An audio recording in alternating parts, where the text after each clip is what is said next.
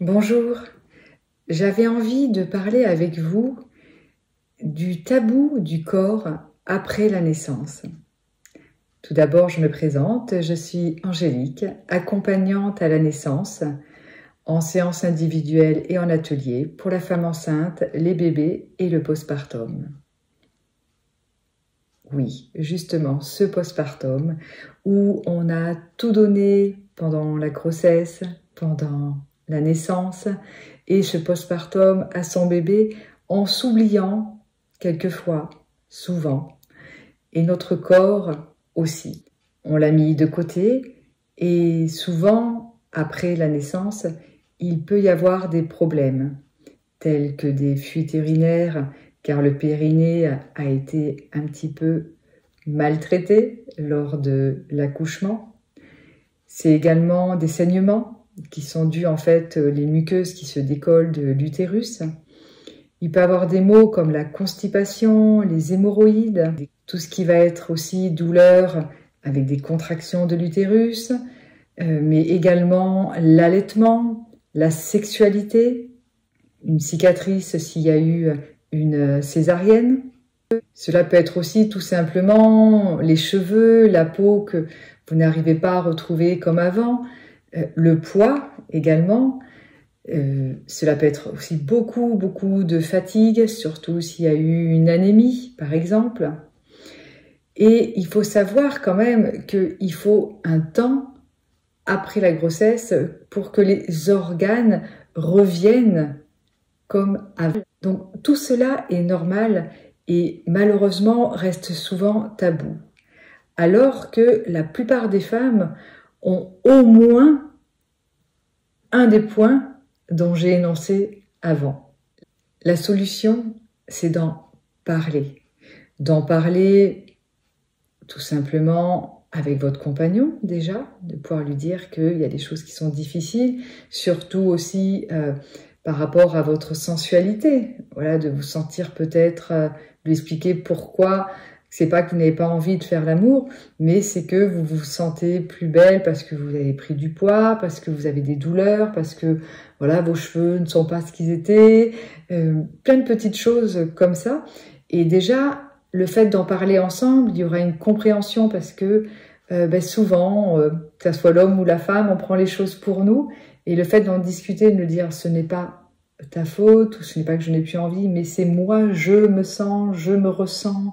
Voilà, il va avoir une compréhension et déjà ça va permettre de baisser un petit peu toute cette tension qu'il peut avoir.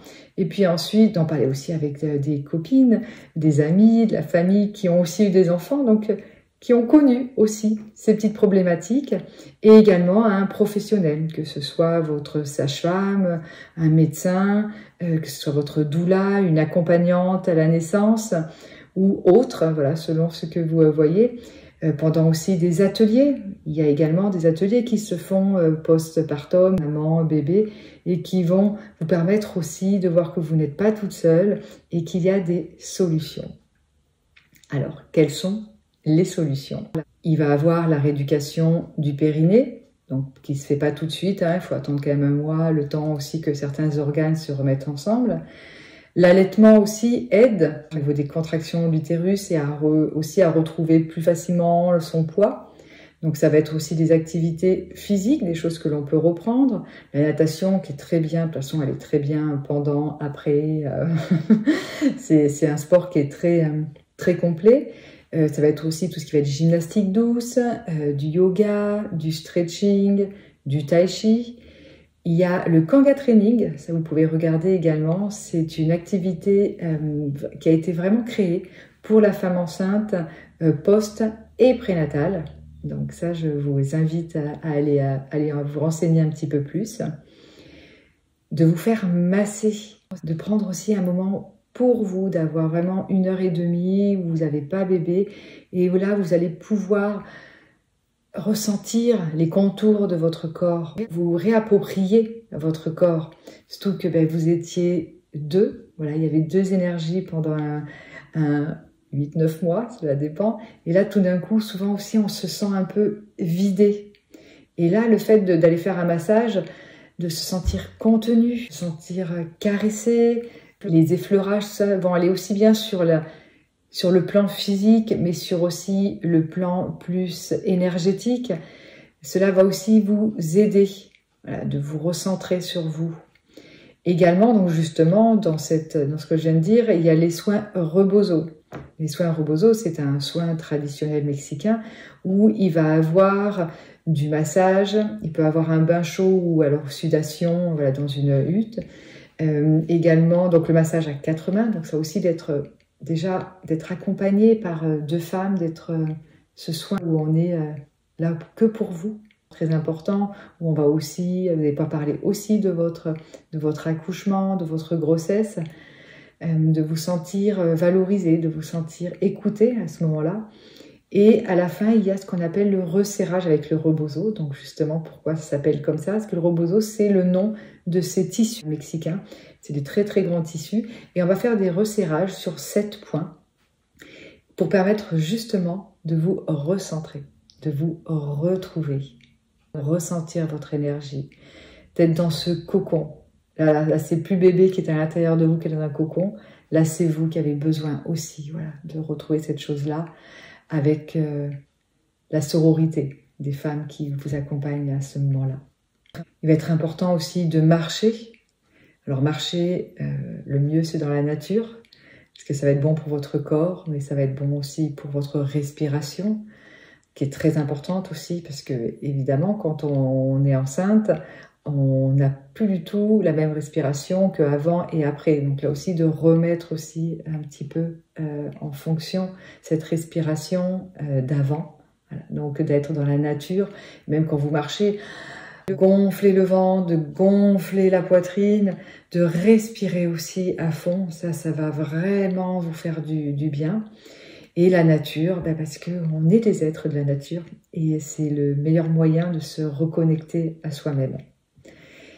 Et je vous conseille aussi les soins énergétiques, la sophrologie, qui va aussi vous permettre de vous retrouver, de vous reconnecter avec votre corps, de pouvoir peut-être aussi plus facilement mettre des mots sur les choses qui sont difficiles pour vous et de pouvoir vous accompagner.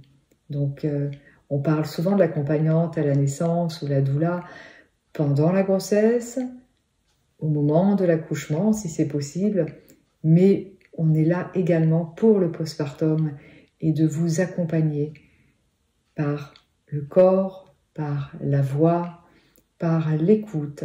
Quelque chose de très complet et qui va vous permettre de... On n'est plus la même.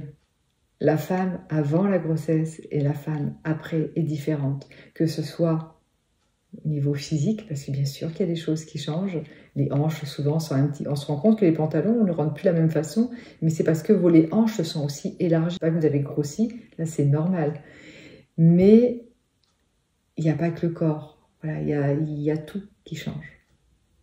Et c'est normal. Donc, n'ayez plus tabou, parlez-en et acceptez la femme qui vient aussi également de naître. Cette vidéo vous a plu, je vous invite à la commenter et à la partager et également de vous abonner à ma chaîne YouTube, Le Trousseau Angélique.